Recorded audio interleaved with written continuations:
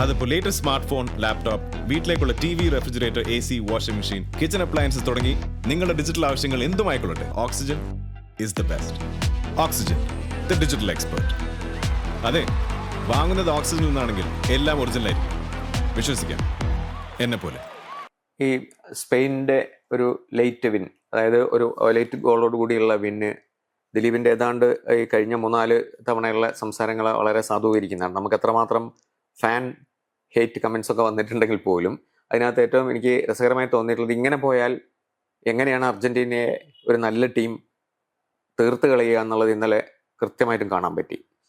അത് അങ്ങനെ ഒരു കളി വരുന്ന സമയത്ത് അതിനോടൊരു മാന്യമായ സമീപനം പുലർത്തുക എന്നുള്ളൊരു നിലപാട് അർജന്റീനയ്ക്ക് ഇല്ലതാനും. അപ്പോൾ എല്ലാം കൂടെ ഒരു തരത്തിൽ വളരെ മോശമായ ഒരു പ്രകടനമായിരുന്നു അർജന്റീനയുടെ ഭാഗത്തു നിന്നുണ്ടായിരുന്നത്. സ്പെയിൻ ആണെങ്കിൽ വളരെ വളരെ എന്താ പറയുക, നമ്മൾ ഒരു മെച്യൂരിറ്റി കാണിച്ചുകൊണ്ട് വളരെ ചെറിയൊരു ജൂനിയർ ടീമും കൂടി അത് കളിച്ച് ജയിക്കുകയും ചെയ്തു.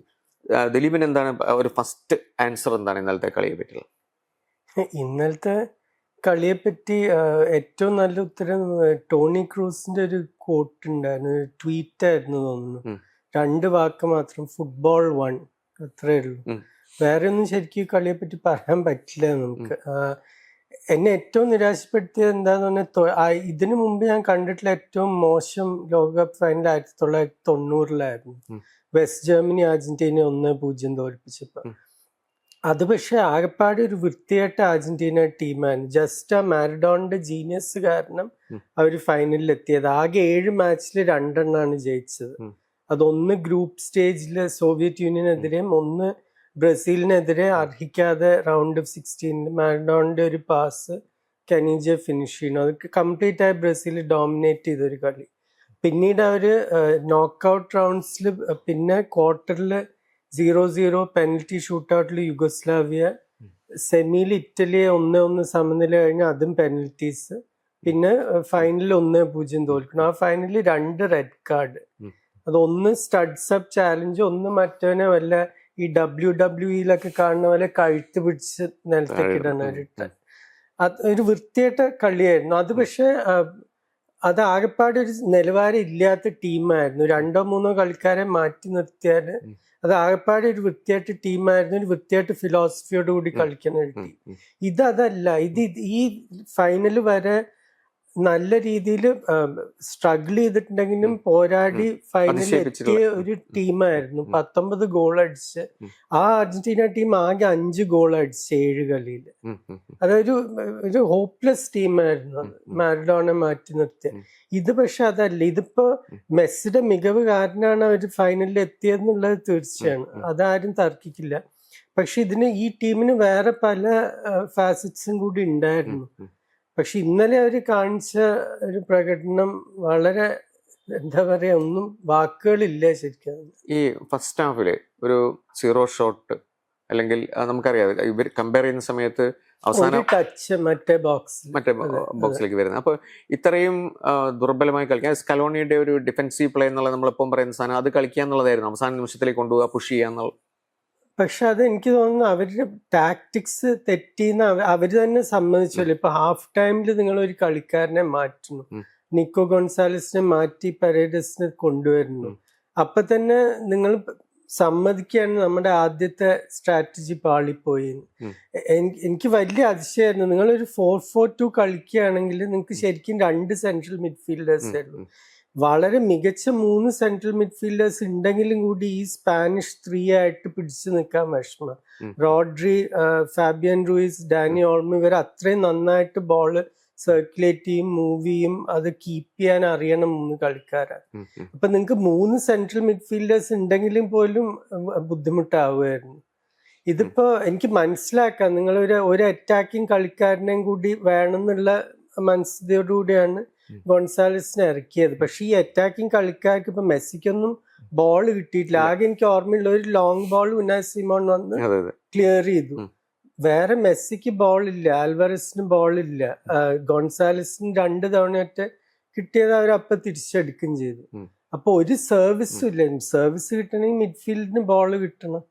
ഈ യെല്ലോ കാർഡ്സിന്റെ ഒക്കെ എണ്ണം നോക്കുകയാണെങ്കിൽ, പിന്നെ റെഡ് കാർഡ്, ഫെർണാണ്ടസിന്റെ റെഡ് കാർഡ് ഒക്കെ നോക്കുകയാണെങ്കിൽ നമുക്ക് തോന്നുന്നത് ആകെ ഫ്രസ്ട്രേറ്റഡ് ആയിട്ടുള്ള ഒരു അവസ്ഥയിലായിരുന്നു സ്പെയിൻ ഉണ്ടായിരുന്നത്. കാരണം ഒരിക്കലും ഒരു തരത്തിലുള്ള ഫ്രസ്ട്രേഷൻ, അങ്ങനത്തെ യാതൊരു തരത്തിലുള്ള എന്താ പറയുക പ്രഷർ ഇല്ലാത്ത രീതിയിൽ കളിക്കുകയായിരുന്നു സ്പെയിൻ ആദ്യാവസാനം.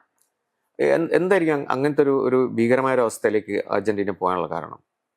അത് എല്ലാ കാലത്തും അർജന്റീൻ ഫുട്ബോളിന് രണ്ട് വശം ഉണ്ടായിട്ടുണ്ട്. ഈ ഏറ്റവും നല്ല പുസ്തകം അർജന്റീന ഫുട്ബോളിനെ പറ്റി ഏഞ്ചൽസ് വിത്ത് ഡേർട്ടി ഫേസസ് എന്ന് പറഞ്ഞ ജോണത്തൻ വിൽസന്റെ ബുക്ക്. അത് ഒരു ജെയിംസ് കാഗ്നി മൂവിയും കൂടിയാണ്, 1938-ത്തെ ഹോളിവുഡ് മൂവിയാണ്. Hollywood movie. അപ്പൊ ഇതിൽ ഈ ഏഞ്ചൽസ് വിത്ത് ഡേർട്ടി ഫേസസ് എന്നുള്ളതിന്റെ അർത്ഥം ആദ്യം ബ്യൂട്ടിഫുൾ ഫുട്ബോൾ സൗത്ത് അമേരിക്കയിലേക്ക് കൊണ്ടുവന്നത് അർജന്റീന. റിവർ പ്ലേറ്റിന്റെ ലാ മക്കീന എന്ന് പറഞ്ഞ ടീം, അവരാണ് ഈ അപ്പൊ ഈ WM ഫോർമേഷൻ ആയിരുന്നു എല്ലാവരും കളിക്കുക, 3 സെന്റർ ബാക്കും ഏകദേശം 5 അറ്റാക്കിംഗ് പ്ലേയേഴ്സും ആയിട്ട്. അപ്പൊ അത് കളിച്ചിട്ട് river plate south American football dominate ചെയ്ത് അത് കണ്ടിട്ടാണ് പിന്നീടുള്ള ബ്രസീൽ ടീം, DD സഗാലോ, വാവ, പെലെ, ചെറുപ്പക്കാരനായ പെലെ, ഇവരൊക്കെ വന്ന ടീം. അപ്പൊ ഇതിനൊക്കെ മാതൃക ഈ ലാ മക്കീനായിരുന്നു, ദ മെഷീൻ എന്ന് അവരെ വിളിച്ചിട്ടുണ്ടായിരുന്നു. പക്ഷെ പിന്നീട് ഇപ്പൊ ഒരു ഫുട്ബോൾ ടീം എന്ന് പറഞ്ഞ ഒരു നാടിന്റെ ഒരു റിഫ്ലക്ഷനും കൂടിയാണ്. അപ്പൊ ഒരു നാട് മാറുമ്പോ, അവിടുത്തെ രാഷ്ട്രീയം മാറുമ്പോ ഇതിന്റെയൊക്കെ കൂടി തന്നെ ഫുട്ബോളും മാറും. അപ്പൊ ആ പെറോണിസം വന്നപ്പോ അതിന്റെ കൂടെ ഒരു ഫുട്ബോൾ ഒരു കളിയായി കാണുന്നതിന് മാത്രം അത് മാറ്റിയിട്ട് ഒരു വിൻ അറ്റ് ഓൾ കോസ്റ്റ്, എങ്ങനെയെങ്കിലും ജയിക്കുക എന്നുള്ളൊരു ഫിലോസഫി വരാൻ തുടങ്ങി. അത് ഏറ്റവും രൂക്ഷമായിട്ട് കണ്ടത് 1960-കളിൽ ഈ ഇന്റർ കോണ്ടിനെന്റൽ കപ്പ് കളിക്കായിരുന്നു, യൂറോപ്യൻ കപ്പ് ജേതാക്കളും മറ്റേ കോപ്പ ലിബർട്ടഡോറസ് ജേതാക്കളും തമ്മിലുള്ള. ഇതിൽ 3 കൊല്ലം അടുപ്പിച്ച് 67 സെൽറ്റിക്കും റാസിംഗ് ക്ലബും. അതില് റീപ്ലേയിൽ 6 റെഡ് കാർഡ് ആയിരുന്നു, 4 സെൽറ്റിക്കിനാണ് കിട്ടിയത്. പക്ഷെ അത് അവര് തിരിച്ചടിച്ചതിന് ഫൗളിങ് മുഴുവൻ തുടങ്ങിയത് റേസിംഗ് ക്ലബാണ്. എന്നിട്ട് ഈ കളി കഴിഞ്ഞിട്ട് അർജന്റൈൻ കളിക്കാർക്ക് ബോണസും സ്പോർട്സ് കാറും ഒക്കെ കിട്ടി, സെൽറ്റിക് കളിക്കാർക്ക് ഫൈൻ കിട്ടി. അപ്പൊ ആ അപ്രോച്ചിന്റെ വ്യത്യാസം നമുക്ക് മനസ്സിലാക്കാം. അതിന്റെ അടുത്ത കൊല്ലം മാഞ്ചസ്റ്റർ യുണൈറ്റഡിനെതിരെ എസ്റ്റുഡിയാന്റസ് ഡെ ലാ പ്ലാറ്റ, വേറെ ഒരു ക്ലബ്ബ്, ഇതേപോലെ തന്നെ ഇങ്ങനെ ഫൗളോടെ ഫൗള്, പിന്നെ തുപ്പുക, കുത്തുക, പിച്ച്, അങ്ങനത്തെ ഓരോ പരിപാടികൾ. അതവര് ജയിച്ചു. പക്ഷെ യുണൈറ്റഡിനെതിരെ ജയിച്ചു എന്ന് എൻ്റെ ഓർമ്മ. പിന്നീട് AC മിലാന്റെ അടുത്ത് പിറ്റേത് കൊല്ലം ഇതേ എസ്റ്റുഡിയാന്റസ് ഒരു കളിക്കാരൻ അൺകോൺഷ്യസ് ആയി, പെറിനോ പ്രാറ്റി. മറ്റേ നെസ്റ്റോർ കോമ്പിന്റെ മുഖത്ത് 2 എല്ല് ഒടിഞ്ഞു, ഇടി കിട്ടിയിട്ട്, അർജന്റീന പ്ലേയേഴ്സ് ഇടിച്ചിട്ട്.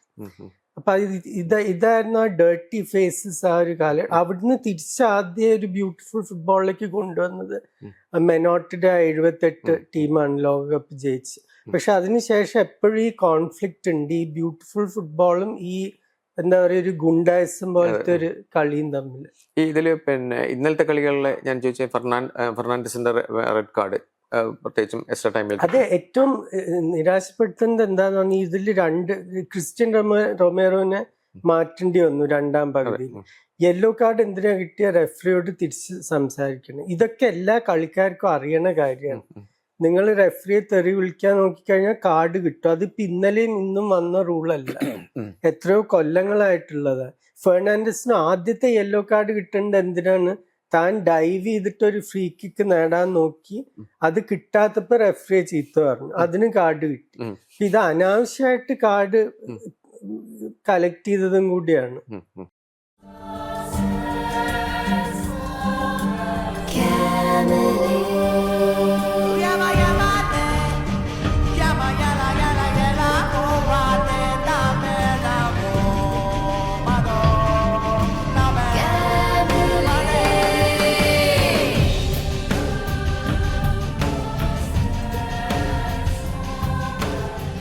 Camille Diamond and Gold, setting trends in Calicut. ശരിക്കും ഇന്നലെ നമ്മൾ ഒരു നിഷ്പക്ഷമായിട്ട് നോക്കുകയാണെങ്കിൽ മാർട്ടിനസും സ്പെയിനും തമ്മിലുള്ള ഒരു കളി പോലെയാണ് മുഴുവൻ സമയം നടന്നത്. മാർട്ടിനസ് ഇല്ലെങ്കിൽ ഈ കളി ശരിക്കും ഈസി ആയിട്ട് ഒരു 4-5-0 ആവുമായിരുന്നു. അദ്ദേഹത്തിന്റെ ഇന്നലത്തെ പെർഫോമൻസിന് എങ്ങനെയാ വിലയിരുത്തുന്നത്? മാർട്ടിനസ് എല്ലാ കാലത്തും ഒരു ബിഗ് ഗെയിം ഗോൾ കീപ്പറാണ്. ഇപ്പൊ കഴിഞ്ഞ ഫൈനലിൽ തന്നെ ഇപ്പൊ മെസ്സിയുടെ ഗോളുകളും ഡിമറിയുടെ പ്രദർശനമൊക്കെ മാറ്റി നിർത്തി കഴിഞ്ഞാല് ആ ഒരു കൊളമുവാനി സേവ് ഇല്ലെങ്കിൽ അത് ഫ്രാൻസ് ജയിക്കേണ്ട കളിയാണ്. അപ്പൊ എല്ലാ കാലത്തും അങ്ങനത്തെ ബിഗ് മാച്ചിൽ ശരിക്കും താൻ ആരാന്ന് കാണിച്ചിട്ടുള്ള ഒരു ഗോൾ കീപ്പറാണ്. അത് ഇന്നലെയും ആ യമാലിന്റെ ഫ്രീ കിക്ക് എന്നുള്ളതൊക്കെ ശരിക്കും എനിക്ക് തോന്നുന്നു ആദ്യം ആ ബോള് സ്ട്രൈക്ക് ചെയ്യുമ്പോൾ അൺസൈറ്റഡ് ആയിരുന്നു മാർട്ടിനസ്, ശരിക്കും കാണാൻ പറ്റിയിട്ടില്ല. എന്നിട്ടാണ് ഡൈവ് ചെയ്ത് അത് തട്ടി മാറ്റുന്നത്. അങ്ങനെ 3-4 വേൾഡ് ക്ലാസ് സേവ്സ് ഉണ്ട്. എക്സ്ട്രാ ടൈമിലുള്ള ഗോൾ ഉണ്ടല്ലോ ഫെറാൻ ടോറസിന്റെ, അത് ശരിക്കും ഒരു അത്ഭുതകരമായ ഗോളല്ലേ ശരിക്കും? അത് ഏറ്റവും വ്യത്യാസം വരുത്തിയ കളിക്കാരൻ ഇപ്പൊ ഗോൾഡൻ ബോളൊക്കെ കിട്ടിയത് റോഡ്രിക്കാണ്. പിന്നെ യമാലിന്റെ മേതായിരുന്നു ക്യാമറാസ് മുഴുവൻ. പക്ഷെ നിക്കോ വില്യംസ് സബ്സ്റ്റിറ്റ്യൂട്ട് ആയിട്ട് വന്നിട്ടാണ് ആ പേസ് ശരിക്കും, പ്രത്യേകിച്ച് അപ്പോഴേക്കും അർജന്റീന തളർന്നിട്ടുണ്ടായിരുന്നു. ബോളിന്റെ പിന്നാലെ ഓടി എല്ലാവരും തളർന്നിട്ടുണ്ടായിരുന്നു. ഇപ്പൊ വില്യംസിന്റെ പേസും മൂവ്മെന്റും പിന്നെ നല്ല ഡ്രിബ്ലിംഗ് സ്കിൽസും ഉണ്ട്. അപ്പൊ ഞാൻ ശരിക്കും വിചാരിച്ചത് അത് പുറത്തേക്ക് പോകേണ്ട ബോളാണ്, അത് പക്ഷെ തിരിച്ച് ഹെഡ് ചെയ്ത് നന്നായി ഫിനിഷ് ചെയ്തു. പക്ഷെ ഫെറാൻ ടോറസ് ഏകദേശം അതുപോലത്തെ ഒരു ചാൻസ് സിമിയോണിക്ക് അർജന്റീനയ്ക്ക് വേണ്ടി കിട്ടിയ എക്സ്ട്രാ ടൈമിന്റെ ഏറ്റവും അവസാനം. പക്ഷെ അത് മുകളിലേക്ക് അടിച്ചു. അങ്ങനത്തെ ഇത് കൺട്രോൾ ചെയ്യാൻ വിഷമാണ് ഷോട്ട്. ഈ മറ്റേ ഗോൾ കീപ്പർ, സ്പെയിനിന്റെ ഗോൾ കീപ്പർ, അതായത് ഏറ്റവും മികച്ച ഗോൾ കീപ്പറായി തെരഞ്ഞെടുക്കപ്പെട്ടിരിക്കുകയാണ്. മാത്രമല്ല നമുക്കറിയാം ഒറ്റ ഗോൾ മാത്രമാണ് ഈ ടൂർണമെന്റിൽ മുഴുവനും വഴങ്ങിയിട്ടുള്ളത്. അത് ഒരു അത്ഭുതം തന്നെയല്ലേ? അത് ഡിഫൻസിന്റെ മികവാണ്. അദ്ദേഹത്തിന് കാര്യമായിട്ടൊന്നും ചെയ്യേണ്ടി വന്നിട്ടില്ല തന്നെ പറയാം നമുക്ക്. പക്ഷെ നേരത്തെ ഒരിക്കലും നമ്മൾ പറഞ്ഞ പോലെ ഒരു ഫുട്ബോൾ ടീമിന്റെ ഏറ്റവും പ്രധാനപ്പെട്ട ഒരു ഘടകം ഈ ഗോൾ കീപ്പറും 2 സെന്റർ ബാക്സും തമ്മിലുള്ള ഒരു അണ്ടർസ്റ്റാൻഡിങ് ആണ്. അത് സ്പെയിനിന് തീർച്ചയായിട്ടും ഉണ്ട്. അത് കാരണം തന്നെ ഇതിപ്പോ ഒരു ടീമും ഇതിനു മുമ്പ് ഒരു ഗോൾ മാത്രം വഴങ്ങിയ ഒരു ലോകകപ്പ് ജയിച്ചിട്ടില്ല. ഫ്രാൻസും ഇറ്റലിയും പിന്നെ വേറെ ബ്രസീലാ തോന്നുന്നു ഈ 2 ഗോള് മാത്രം വഴങ്ങിയിട്ട് മുമ്പ് ജയിച്ചിട്ടുണ്ട്. ഈ വില്യംസിന്റെ ഒരു ഗോള് ഡിസലോ ചെയ്യുന്നുണ്ട്. അത് ശരിക്കും നമ്മൾ കളി കണ്ടുകൊണ്ടിരിക്കുന്ന ആൾക്കാർക്കൊക്കെ ഒരു പെട്ടെന്ന് പിടികിട്ടില്ല എന്താണ് അതിന്റെ അകത്ത്. ഇപ്പം അതിനകത്ത് മെറിനോന്റെ ഫൗൾ, അതിനെനിക്ക് അത് ഡിസലോ ചെയ്തതിൽ എനിക്ക് പ്രശ്നമില്ല. എന്താ വെച്ചാൽ അത് VAR അല്ല ചെയ്യേണ്ടത്, അത് റെഫറി ഓൺ ഫീൽഡ് വിളിച്ചു കഴിഞ്ഞു. അതിപ്പോ നിങ്ങൾ തെറ്റോ ശരിയോന്നോ അതാ പലർക്കും പല രീതിയിലും വ്യാഖ്യാനിക്കാം. എന്റെ അഭിപ്രായത്തിൽ അതൊരു ഫൗൾ ആയിരുന്നു. അറിഞ്ഞിട്ടോ അറിയാതെയോ കളിക്കാരന്റെ കാലിൽ ചവിട്ടുണ്ട്. അത് റെഫറി അപ്പൊ തന്നെ കണ്ടു വിസിലിയും ചെയ്തു. പിന്നെ അല്ലാതെ വാറിലേക്ക് പോയതല്ല. അങ്ങനത്തെ സാഹചര്യത്തിൽ വാറിലേക്ക് പോകുമ്പോഴാണ് പ്രശ്നം. ഓൺ ഫീൽഡ് ഡിസിഷൻ റെഫറി എന്തെടുത്താലും അത് ശരി, അത്രേ ഉള്ളൂ. ഈ ഇതിനകത്ത് നമ്മൾ വേറെ ഡിസ്കസ് ചെയ്യേണ്ടപ്പോൾ അടുത്ത ഇനിയൊരു വേൾഡ് കപ്പ് വരികയാണെങ്കിൽ, വേൾഡ് കപ്പിലേക്ക് സ്പെയിൻ ഒരു ഇതിനകത്തേക്ക് വരികയാണെങ്കിൽ നമുക്ക് ഉറപ്പാണ് ഈ ഒരു ടീം അടുത്ത പ്രാവശ്യം നമ്മൾ ചർച്ച ചെയ്യേണ്ട ഒരു ടീമാണ്. പ്രത്യേകിച്ചും യമാലും ഒക്കെ നമ്മൾ ചർച്ചയിൽ ഏറ്റവും പ്രധാനപ്പെട്ട താരങ്ങളായിരിക്കും ആ സമയത്ത്. ഈ മാത്രമല്ല അവരുടെ ഒരു വിന്നിങ് സ്ട്രീം നോക്കി കഴിഞ്ഞാൽ അത് അങ്ങനെയാണ് അവർ പോയിക്കൊണ്ടിരിക്കുന്നത്. അപ്പൊ ദിലീപിന് എന്താ തോന്നുന്നത് ഇതിലെ കളിക്കാരെ വെച്ചിട്ട് എങ്ങനെയായിരിക്കും ആ ഒരു? ഇതിപ്പോ ഞാൻ ഇന്നലെ ഇതിനെപ്പറ്റി കുറെ ആലോചിച്ചു. ഇത് എൻ്റെ ജീവിതത്തിൽ ഞാൻ കണ്ടിട്ടുള്ള ബെസ്റ്റ് ഇന്റർനാഷണൽ ടീം ആയി പ്രഖ്യാപിക്കാൻ സാധ്യതയുള്ള ഒരു ടീമാണ്. എന്താ വെച്ചാൽ ഇവര് ജയിച്ചിട്ടുള്ള 2 ടൂർണമെന്റ് 2008-ലും 2010-ലും സ്പെയിൻ ഇതേപോലെ ഒരു യൂറോ കഴിഞ്ഞ ഒരു ലോകകപ്പ് ജയിച്ചു. അത് പക്ഷെ എൻ്റെ അഭിപ്രായത്തിൽ ഒരു യൂറോ ജയിച്ചത് ഒരു ഗ്രേറ്റ് സ്പെയിൻ ടീമായിരുന്നു. 2010-ലത്തെ ഒരു എന്താ പറയുക, കുറച്ച് പൊസിഷൻ ഒബ്സസ്ഡ് ആയിട്ട് ഗോൾ അടിക്കാതെ ഒരു ടീമായി മാറി. ഇതല്ല, ഇതിപ്പോ ഈ യൂറോയിൽ അവർ തോൽപ്പിച്ച ടീംസ് ഗ്രൂപ്പ് സ്റ്റേജിൽ ക്രൊയേഷ്യ ഇറ്റലിയും തോൽപ്പിച്ചു. പിന്നീട് റൗണ്ട് ഓഫ് 16-ൽ ജോർജിയ അത്ര ടോപ്പ് ടീം അല്ലെങ്കിലും ലോകത്തെ ഒരു ടോപ്പ് പ്ലെയർ ഉണ്ട്, ക്വാരറ്റ്സ്കേലിയ.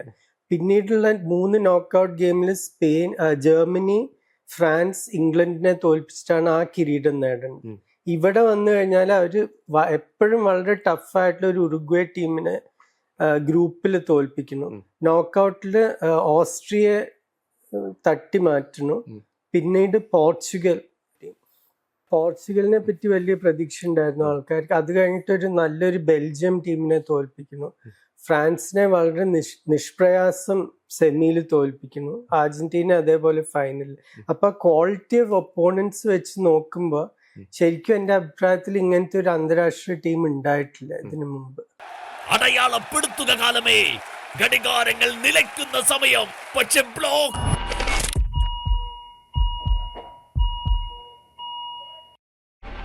ബ്ലോക്കുകളെ വകഞ്ഞു മാറ്റിയത് ഗോൾ. കളിയിൽ മാത്രമല്ല ഹൃദയത്തിന്റെ ബ്ലോക്കും മാറ്റൂ, ജീവിതത്തിൽ വിജയിക്കൂ. BKCC heart hospital, Perinthalmanna. Contact 9746722922. അർജന്റീനയുടെ കാര്യം പറയുകയാണെങ്കിൽ അർജന്റീനയും മോശപ്പെട്ട ഒരു പെർഫോമൻസ് കൂടിയല്ല വരുന്നത്. 2 കോപ്പ, ഒരു വേൾഡ് കപ്പ് ഒക്കെ ഉള്ള അത്രയും ഒരു വിന്നിങ് ചാമ്പ്യൻസ് എന്നുള്ള രീതിയിൽ തന്നെ വരുന്നത്. അപ്പം അർജന്റീനയുടെ ഒരു ഫേറ്റ് ഇനി അങ്ങോട്ട് എന്തായിരിക്കും? ഇനി മെസ്സി ഇല്ലാത്തൊരു ഫ്യൂച്ചർ എങ്ങനെ മുന്നോട്ട് പോകുന്നു? ഇപ്പൊ സ്കെലോണി കരഞ്ഞിട്ടാണ് പോയത് പ്രസ് കോൺഫറൻസിന്. എന്റെ ഭാവി എന്താന്ന് അറിയില്ല, ഡിസംബർ വരെ കോൺട്രാക്ട് ഉള്ള, അത് കഴിഞ്ഞിട്ട് എന്ത് ചെയ്യും, എങ്ങനെയായിരിക്കും അറിയില്ല. സ്കെലോണി പോയാലും അവർക്ക് വലിയൊരു നഷ്ടമായിരിക്കും. ഈ കോച്ചിങ് സ്റ്റാഫ് അങ്ങനത്തെ ഒരു അന്തരീക്ഷം സൃഷ്ടിച്ചിട്ടുണ്ട് ഈ ടീമിനും ഈ കളിക്കാർക്കും വേണ്ടി. പക്ഷെ ഇനി ഇതിൽ പല മാറ്റങ്ങളും വരും വേണം. ഇപ്പൊ ഈ മിഡ്ഫീൽഡിൽ തന്നെ ഇപ്പൊ ഡിപ്പോളിനൊക്കെ മാറ്റേണ്ട കാലമായി, പ്രായം കാരണം, കഴിവില്ലാഞ്ഞിട്ടല്ല. ഡിപ്പോള് പോവും, മെസ്സി പോവും, ഓട്ടോമെന്റി എന്തായാലും പോവും, ലിസാൻഡ്രോ മാർട്ടിനസും ക്രിസ്ത്യൻ റൊമേറോയും ചിലപ്പോൾ 1-2 കൊല്ലം കൂടി മുന്നോട്ട് പോയി എന്ന് വരും. പക്ഷെ അവിടെയൊക്കെ മാറ്റങ്ങൾ, ഫുൾ ബാക്സിൽ മാറ്റം വരുത്തണം. അപ്പൊ ഇനി ഒരു പുതിയ തലമുറ വരാനുണ്ട്. അപ്പൊ അവർക്ക് എനിക്ക് തോന്നുന്നില്ല അടുത്തൊരു വേൾഡ് കപ്പ് സൈക്കിളിൽ അർജന്റീന കണ്ടന്റേഴ്സ് ആയിരിക്കും എന്ന് പറഞ്ഞാല് ഒരു ക്വാർട്ടറൊക്കെ എത്താനുള്ള മികവ് എപ്പോഴും അർജന്റീൻ ഫുട്ബോളിന്. അതിനപ്പുറം പോവാൻ എനിക്ക് തോന്നുന്നില്ല ഒരു മെസ്സി ഇല്ലാതെ. ഈ കോച്ചുമാരെ പറ്റി സംസാരിക്കുന്ന സമയത്ത് നമുക്ക് എന്തായാലും എഫ്എന്റെ പറ്റി പറയാണ്ടിരിക്കാൻ പറ്റില്ലല്ലോ. കാരണം നേരത്തെ നമ്മൾ 2008 മുതൽ 12 വരെയൊക്കെ കണ്ട സ്റ്റൈലിൽ നിന്നൊക്കെ മാറ്റിയിട്ട് ഈ ഒരു ടീമിനെ ബിൽഡപ്പ് ചെയ്യുന്നതിൽ പ്രത്യേകിച്ചും ആ ടിക്കറ്റൊക്കെ മാറി വേറൊരു തരത്തിലുള്ളൊരു ഈ വേൾഡ് കപ്പ് ഇപ്പോഴത്തെ ഇന്നലെ കഴിഞ്ഞ മത്സരം വെച്ചിട്ട് ദിലീപ് എങ്ങനെയാണ് സ്പാനിഷ് കോച്ചിനെ ഇത് ചെയ്യുന്നത്? എനിക്കിപ്പോ ഓർമ്മ വരുന്നത് ശരിക്കും 2008 ലൂയിസ് അരഗോണസിനാണ്. ലൂയിസ് അരഗോണസ് പണ്ടത്തെ ഒരു മികച്ച കളിക്കാരനായിരുന്നു അത്ലറ്റിക്കോ മെഡ്രിഡിന്. ഏകദേശം ഒരു മിനിറ്റിനടുത്തെത്തിയത് ഒരു യൂറോപ്യൻ കപ്പ് ജയിക്കണതിന്റെ ഒരു കളിക്കാരനായിട്ട്. പക്ഷെ ലൂയിസ് അരഗോണസിന് ഈ പൊസിഷന് ഒരു ഒബ്സഷൻ ആയിരുന്നില്ല. ബോൾ കീപ്പ് ചെയ്യണം, പക്ഷെ അതേപോലെ നിങ്ങൾ മുന്നോട്ട് പോയി വളരെ ബ്രിസ്കായി പോയി ഗോൾ അടിക്കും വേണം. അപ്പൊ ആ ടീം 2008 ടീമിൽ ടോറസ് വിയ ഇവരൊക്കെ വളരെ ഡയറക്റ്റ് ആയിട്ട് അറ്റാക്കിങ് ചെയ്യും, മറ്റേ ചാവി ഇനിയസ്റ്റ ആ ഒരു ജോഡി ബോൾ കീപ്പ് ചെയ്യുകയും ചെയ്യും. അപ്പൊ അതിന്റെ ഏറ്റവും നല്ല ആസ്പെക്ട് മുഴുവൻ ഡെലിഫുവന്റ് ഈ ടീമിലേക്കും കൊണ്ടുവന്നിട്ടുണ്ട്. ഇപ്പൊ ഇവിടെ റോഡ്രി എല്ലാം കണ്ടക്ട് ചെയ്യുന്നുണ്ട്, പക്ഷെ മറ്റേ യമാലും നിക്കോ വില്യംസ് അങ്ങനത്തെ, ഡാനി ഓൾമോ ഔട്ട്സ്റ്റാൻഡിങ് ആയിരുന്നു ഈ വേൾഡ് കപ്പിൽ. അപ്പൊ അങ്ങനത്തെ കളിക്കാരും ഉണ്ട്. കുറച്ച് ഡയറക്റ്റ് ആയിട്ട് പോകാൻ പറ്റും, അവർക്ക് ഡ്രിബിൾ ചെയ്യാൻ പറ്റും. അപ്പൊ ഒരു കംപ്ലീറ്റ് ടീമാണ് അവർ. പിന്നെ ഡിഫൻസിൽ ഒരു 19 വയസ്സുകാരനാണ് ബെസ്റ്റ് യങ് പ്ലെയർ കിട്ടിയിട്ടുള്ളത്. അത് ഭയങ്കര ഒരു പ്രകടനമായിരുന്നു. ഈ പൊതുവെ ഇപ്പം കളി അവസാനിക്കുകയാണ്, നമ്മുടെ ഈ സീരീസ് അനാലിസിസും തീരുന്ന സമയത്ത് എങ്ങനെയാണ് ദിലീപ് ഈ കളിയുടെ റിസൾട്ടിൽ ആസ് എ ഫുട്ബോൾ റൈറ്റർ എങ്ങനെയാണ് അതിനകത്തുള്ള ഒരു ഹാപ്പിനെസിന്റെ ഒരു കോഷ്യന്റ് എത്രയുണ്ട്? എനിക്ക് ഹാപ്പിനെസ് ഉണ്ട് എന്ന് പറയാൻ പറ്റില്ല. എന്താ വെച്ചാൽ ആകെപ്പാടുള്ള ഒരു ഓവറോൾ ഇമോഷൻ നിരാശയാണ്. ഇതൊരു വളരെ നല്ലൊരു ഫൈനൽ ആവാൻ പൊട്ടൻഷ്യൽ ഉള്ള ഒരു കളിയായിരുന്നു. പക്ഷെ അതെന്തോ അർജന്റീനയുടെ അപ്രോച്ച് കാരണം അത് നമുക്ക് എങ്ങനെയെങ്കിലും മറക്കാൻ പറ്റുമോന്ന് വിചാരിക്കുന്ന ഒരു ഫൈനൽ ആയി മാറിയത്. അത് ഞാൻ നേരത്തെ പറഞ്ഞ പോലെ 90-ത്തെ പോലത്തെ ഒരു വൃത്തിയായിട്ടൊരു ഫൈനലാക്കി മാറ്റി. അത് ആർക്കും അതിനെപ്പറ്റി ഒരു നല്ല കാര്യം പറയാനുണ്ടാവില്ല. സ്പെയിനിന്റെ കളിയെപ്പറ്റി തീർച്ചയായിട്ടും അന്ന് വെസ്റ്റ് ജർമ്മനി കളിക്കാൻ നോക്കി, ഇന്നലെ സ്പെയിൻ കളിക്കാൻ നോക്കി. പക്ഷെ അർജന്റീനയുടെ ഭാഗത്തുനിന്ന് നിരാശ മാത്രമേ ഉള്ളൂ. എന്താ വെച്ചാൽ അപ്പോഴത്തെ ടീം പോലെ അല്ല, ഇതൊരു നല്ല ടീമായിരുന്നു. ഇവരെ കൊണ്ട് ഇതിലും എത്രയോ നല്ലൊരു പ്രദർശനം കാഴ്ചവെക്കാൻ പറ്റുമായിരുന്നു. ഇതിലിപ്പം തുടങ്ങിയത് തന്നെ ദിലീപ് പറഞ്ഞത് ഫുട്ബോൾ ജയിച്ചു എന്നുള്ള കോട്ട് വെച്ചിട്ടാണ്. അപ്പൊ നമ്മൾ ചോദിക്കുന്നത് സ്പെയിനിന്റെ കളി ഒരു ഈ പറഞ്ഞ രീതിയിൽ ഒരു നമ്മൾ സാധാരണ കാണികളെ പോലെയല്ല, ഒരു ഫുട്ബോൾ റൈറ്റർ എന്നുള്ള രീതിയിൽ നമ്മളത് റിപ്പോർട്ട് ചെയ്യുകയാണെങ്കിൽ ദിലീപിനെ എങ്ങനെയാണ് ഫീൽ ചെയ്ത്? സ്പെയിനിന്റെ കളി ഒരിക്കലും നമ്മുടെ എന്താ പറയാ ഹാർട്ട് റേറ്റ് അങ്ങനെ ഭയങ്കരമായി കൂട്ടണ ഒരു കളിയല്ല. ഇപ്പൊ ഫ്രാൻസിനും പലപ്പോഴും അർജന്റീനയ്ക്കും ഒക്കെ അത് ചെയ്യാൻ പറ്റിയിട്ടുണ്ട്. അവർ കുറേം കൂടി ഒരു എന്താ പറയാ ഒരു സ്റ്റാൻഡേർഡിൽ ഫ്ലക്ച്വേഷൻസ് ഉള്ള ഒരു കളിയാണ്. കുറേം കൂടി ഡൈനാമിക് ആവും, ചിലപ്പോൾ അൺപ്രഡിക്റ്റബിൾ ആണ്. അതാണ് ഫുട്ബോളിന്റെ ഒരു ബ്യൂട്ടി. അതാണ് സ്പെയിനിനെ പറ്റി അങ്ങനെ ഒരു അൺപ്രഡിക്റ്റബിൾ എന്ന് നമുക്ക് പറയാൻ പറ്റില്ല, പക്ഷെ അവരുടെ ആ കൺട്രോളിൽ ഒരു ബ്യൂട്ടി ഉണ്ട്. അത് കാണാൻ. അവരെത്ര നല്ല രീതിയിലാണ് ബോൾ നോക്കുന്നത്, അത് മറ്റേ ടീമിനെ കംപ്ലീറ്റ് ആയിട്ട് ഷട്ട് ഔട്ട് ചെയ്യണം. അതിലും അതിൻ്റെതായിട്ടുള്ളൊരു ബ്യൂട്ടി ഉണ്ട്.